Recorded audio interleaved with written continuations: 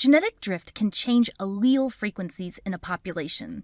Remember, alleles are a form of a gene, but genetic drift is random, unlike natural selection. Recall that in our natural selection video, organisms that have traits that result in high fitness are able to pass those alleles on to their offspring. This is where that survival of the fittest comes into play, but not genetic drift. With genetic drift, the organisms aren't necessarily more fit.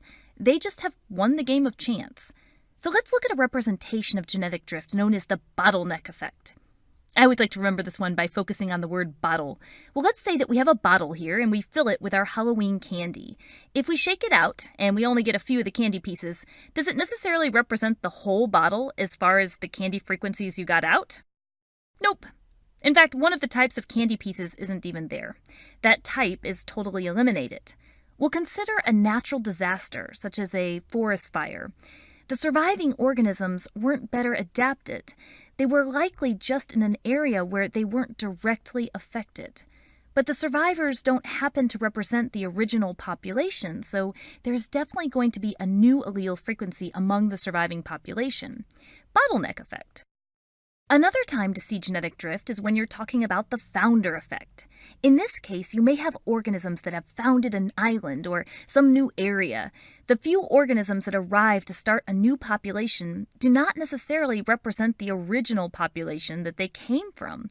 Let's take a case where maybe some seeds that are dispersed by wind end up in a new area that happened to be one that was ideal for their growth. This new population grows. Well, those seeds that landed in this new area may not necessarily represent the original population of plants from which they came from. It's a random sample, founder effect. In summary, genetic drift can make some big changes to allele frequencies, and it's a mechanism for evolution. So one last thing, which type of population do you think would be more vulnerable to genetic drift? A big population or a small population? If someone is just doing some intense candy hunting and by accident scooter rides over a few insects, look at the results in the small population versus the big population. As you can see, this random event has the potential to cause more change from the original in the small population. See, there weren't as many representatives there in the first place. So in many incidences of genetic drift in populations, the impact on small populations is especially significant.